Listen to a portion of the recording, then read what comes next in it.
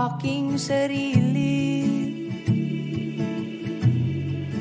upang malimot ang nakaraang mga nangyayari. Di na nanahimik sariling pag-iisip, may oras na walang limit, ikaw lang ang nasa isip. May mga tao na alis at mananatili, di tiyak ang tadhana, kaya't maaaring magkamali.